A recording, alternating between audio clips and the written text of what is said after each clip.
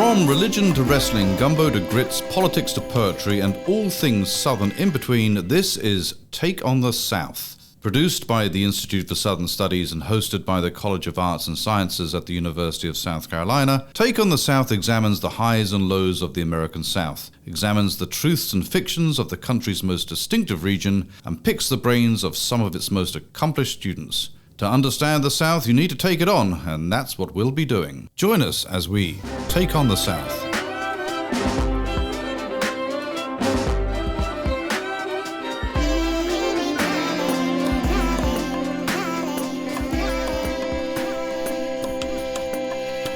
"22 years ago today, the United States was attacked and almost 3,000 people perished. The day was September the 11th, the year 2001. On that day, 4 highly coordinated suicide terrorist attacks were carried out by Al-Qaeda. 19 terrorists hijacked 4 commercial airliners and weaponized them.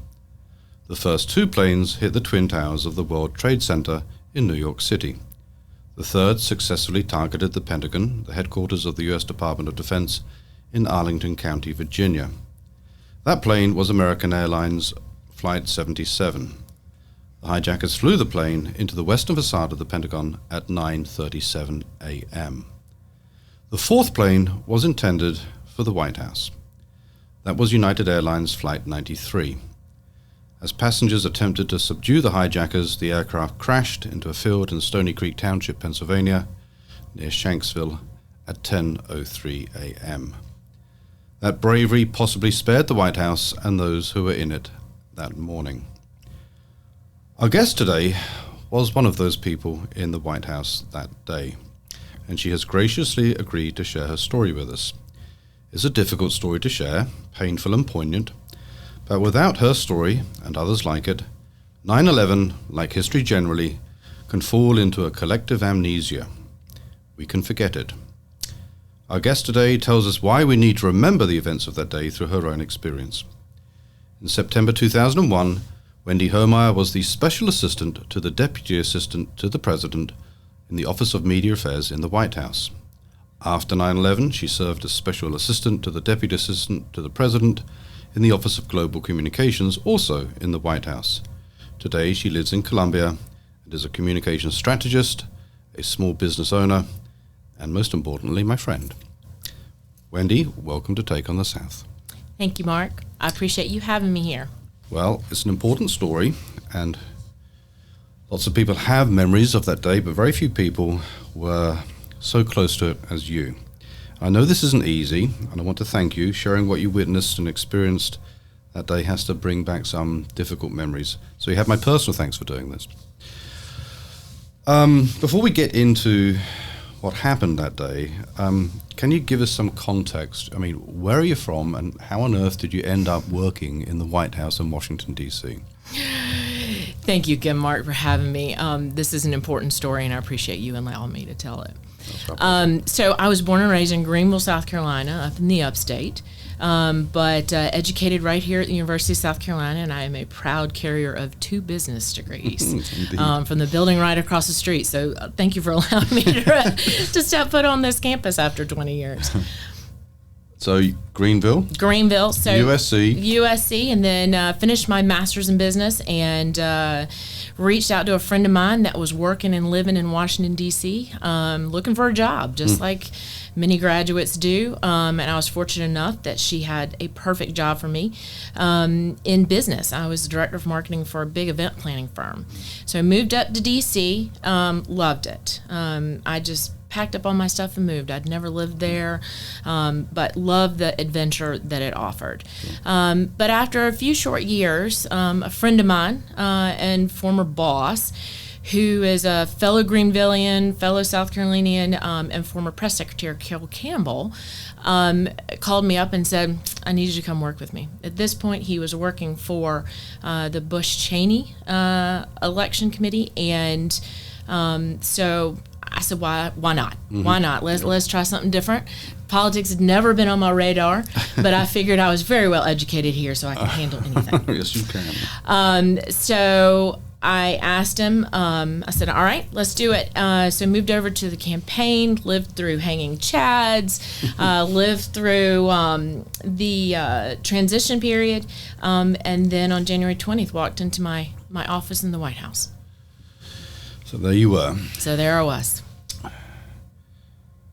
I'm assuming that day for you, September the 11th, 2001, started pretty much like every other day, right? It did. When you work at the White House, those are typically very early mornings.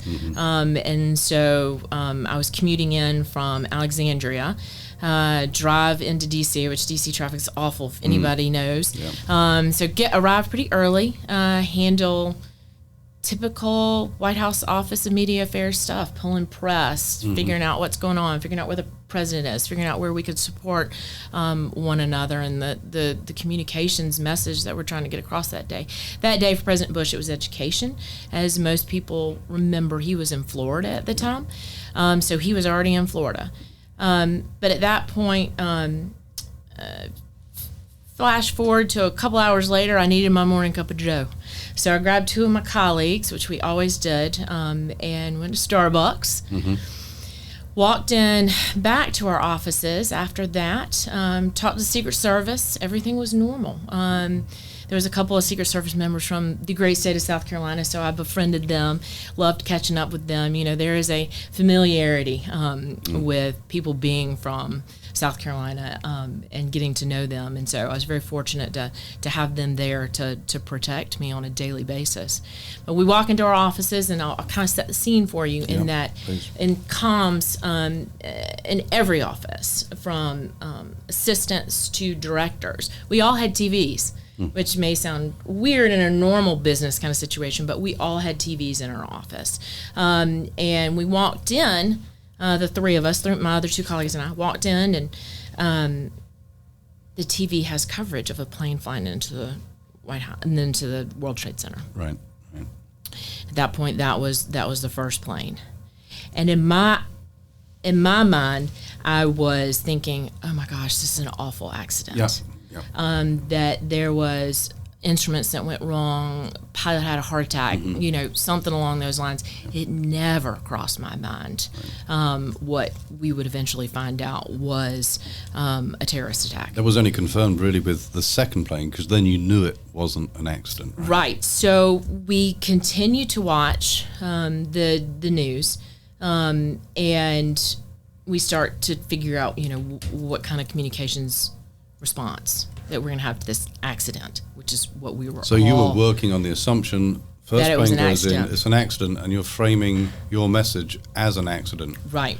So gathering the comms team, right, and that was the first thing. But then we have one of the members of the staff come share with us that there was another plane that hit the building, hit the World Trade Center, and my boss at the time, he didn't believe it. He was like, "No, you had to have watched a replay. There's no, just." He was in disbelief, like a vast majority of us were. We thought definitely, this was a replay. But then we come to find out that no, it's not. Yep. So at that point, we are shifting gears to it being an accident, to it being something else. Then I have one of my fellow South Carolinians come in my office, Secret Service, and say we're getting ready to evacuate the building. Take your shoes off, run.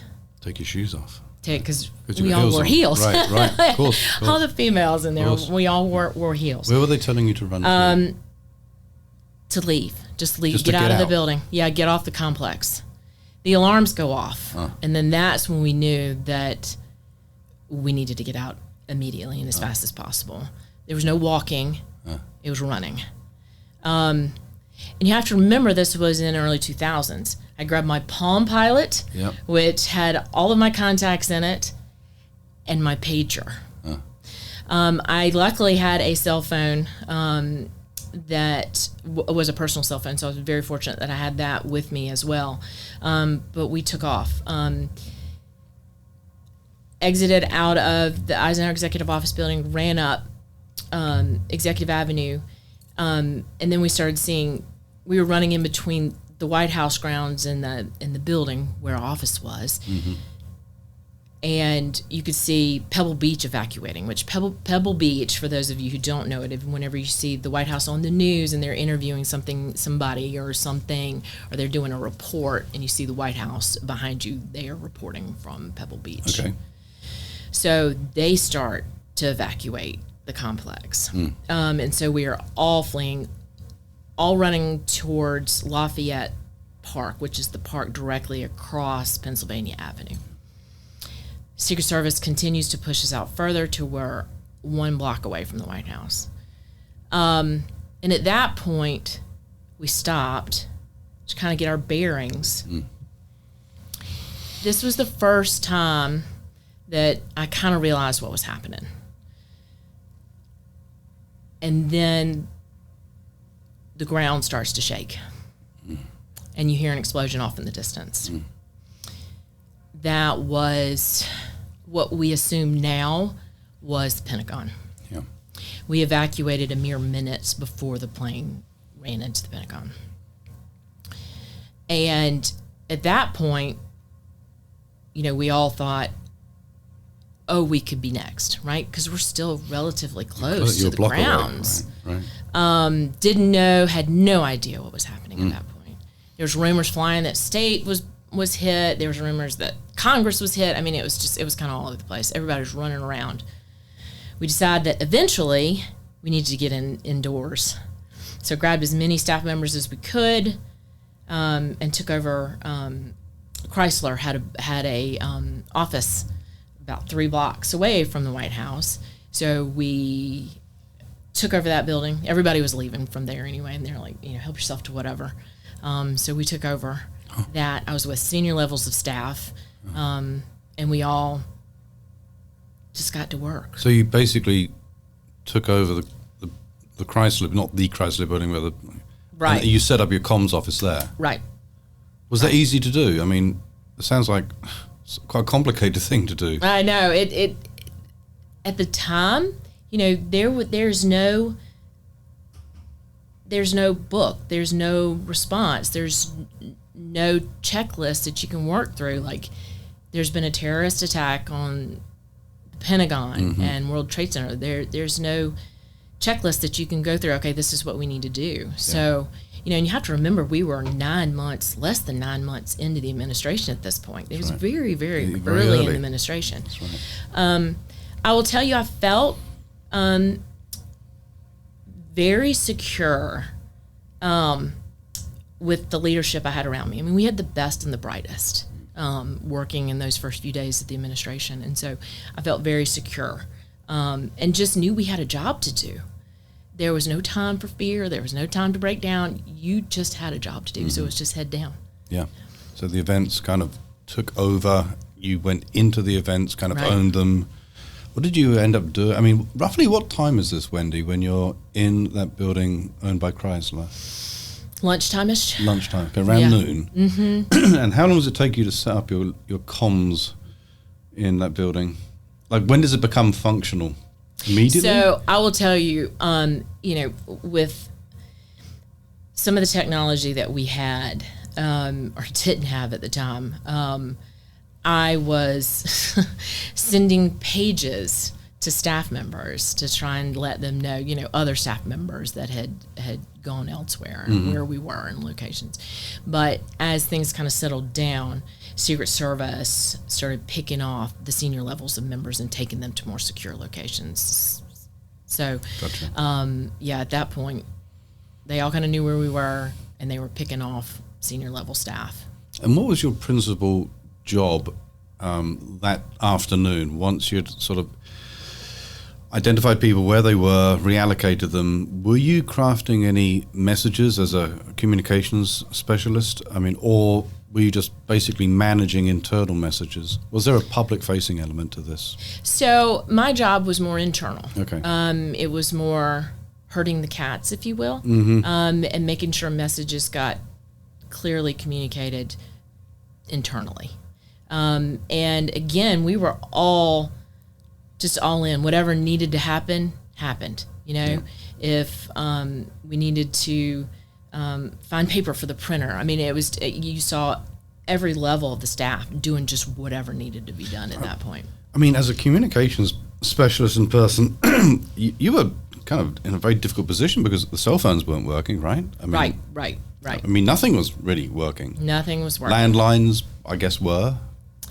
Landlines were, and good old reliable pager was. Yeah, the pager. Right.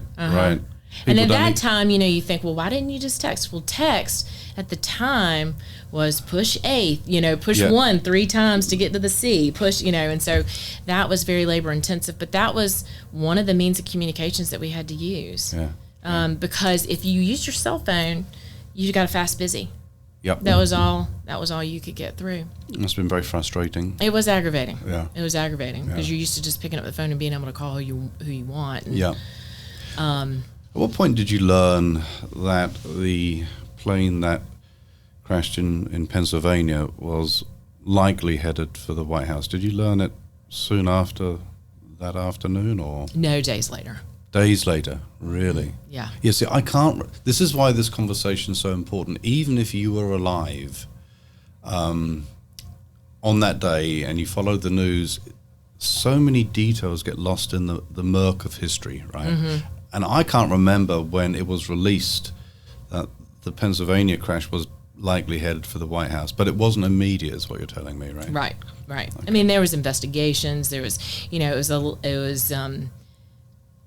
was a lot of information that needed to be kept secret until we knew exactly if there was any more cells, if there was any more planned attacks. So there was a lot of information that we had to keep top secret until they knew the full event and if there was anything to come. I'm just trying to picture what the streets of Washington were like around Lafayette Square, outside the White House, when you were asked to evacuate the White House. Were people, the general public, were they walking? Did they seem to be aware of anything? Was there a melee? I mean, what did it look like? You knew. Did other people know? Washington is a very interesting place. News moves very fast. Okay. Even in the days of not text messaging much. But DC's very, very aware. And if you didn't have access to a TV, you had friends that were, and that communications were very clear early on after the first and second attacks. Yeah, I mean, what so there were people, to answer your question, people were everywhere. Yeah. Traffic was... You could not move. Traffic was awful. Yeah. They were just trying to get people out of the city at that point. Yep. But I want to flash forward a little bit, in that at the very end of the day, this is when I became furious and angry. So we are leaving the Chrysler office building, and there's nobody on the streets. There's nobody. The only people were every other block was a Secret Serviceman.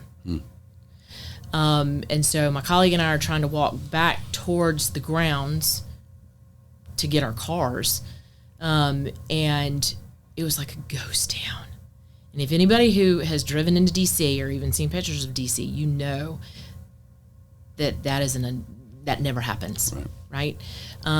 Nobody on the streets, nobody on the sidewalks, no cars. We were walking in the middle of the street. And so it was very, very surreal. And that's when I just was furious that they had done this to us. And once we had kind of realized how significant the day's events were and what it did to us that day. What time did you finish that day? What time did you go back home? 6 or 7. Okay, so it was a bit later. We were trying to get back to watch the president offer his remarks on TV that night. I was trying to get back home. Yeah. Very important. I mean, people forget, there's no smartphones in 2001, but news still spread very quickly. Right. So the emotional landscape, as I hear you talk, fear was an emotion you couldn't afford to have, right? You just couldn't. Right. You had a job to do at that point. And the kind of poetry of that is this was a terrorist attack. And in the sense that you didn't experience fear, the terror didn't work, right? And then anger. And kind of the backdrop to this, Wendy, is, the Pentagon is 3.5 miles away from the White House. It's right there. Mm-hmm. And you heard the ground shudder. But did it sort of operate as a backdrop throughout your day, the smoke billowing and the smell and the sounds of it? Were you aware of that? No, not during the day. Okay. Every day, though, on my way to work, I lived in Alexandria. So every day I drove down 395 and past the Pentagon. Yeah.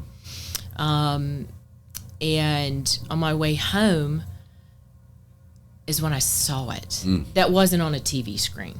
Right. And we'd seen, the coverage. But that was the first time I'd seen it in real life. And again, there's nobody on the roads. I mean, it was like me and maybe one other car besides emergency vehicles. And it was shocking, until you see it in real life. It just didn't hit home. It was still smoking. There were still emergency vehicles trying to find people who were still alive. There were rescue workers, ambulances, just kind of all over the place. And all you saw was the Pentagon caved in. And it was shocking at that point. And I think that was one of the scenes, you go through this fury of emotions.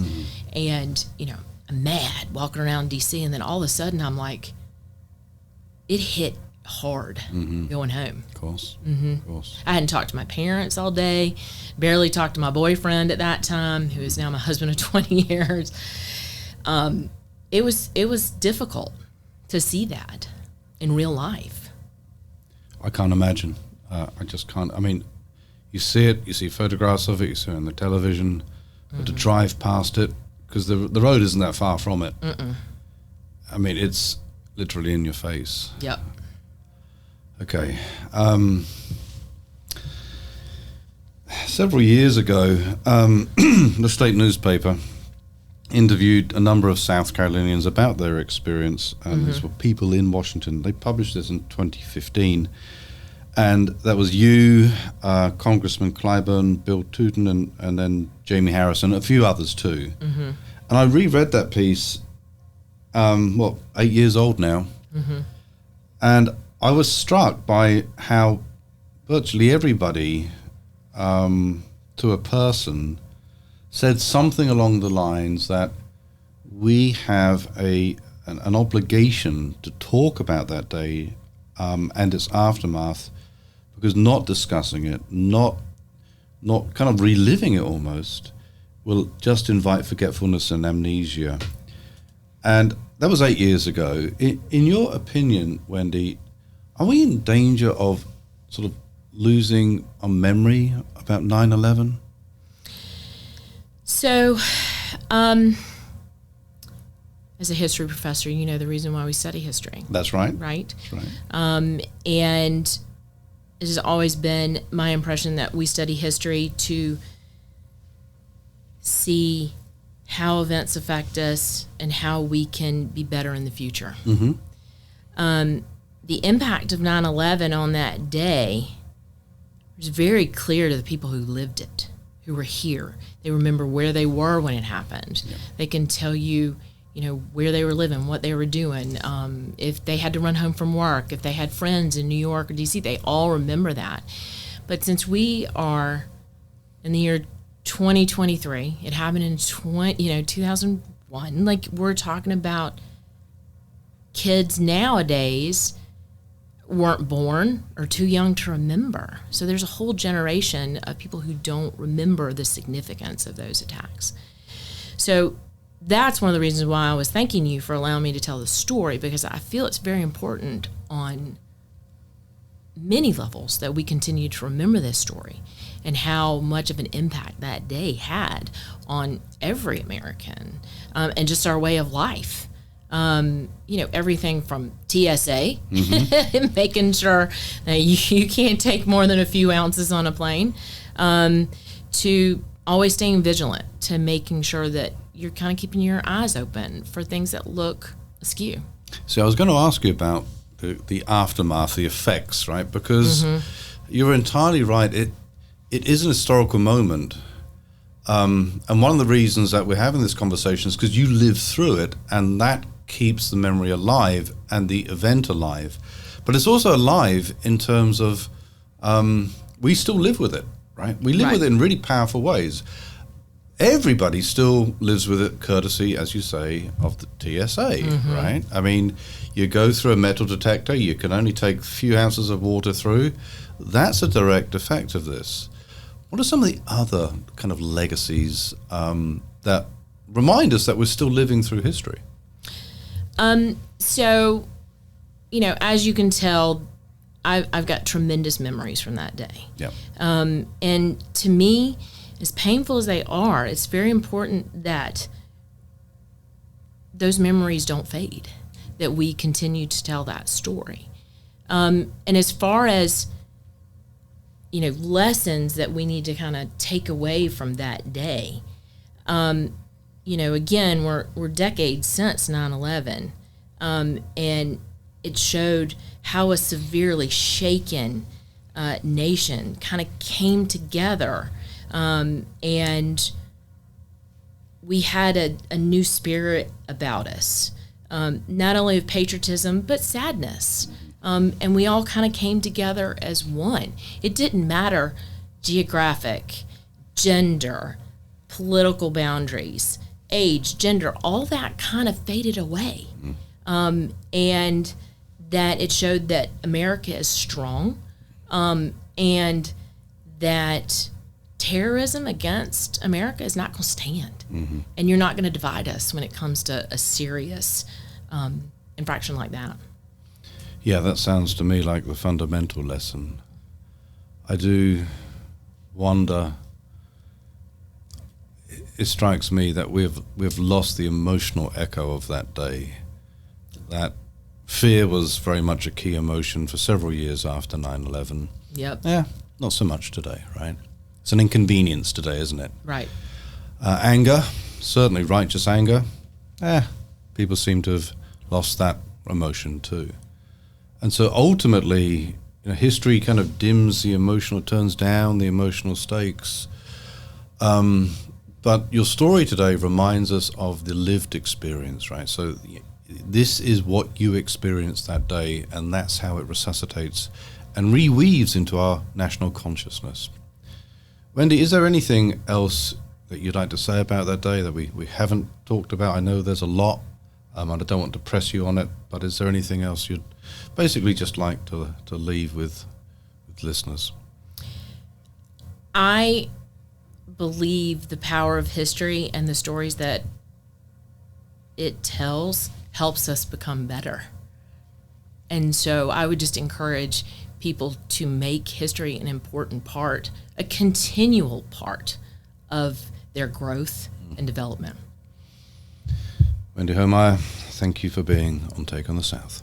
Thank you, Dr. Martin.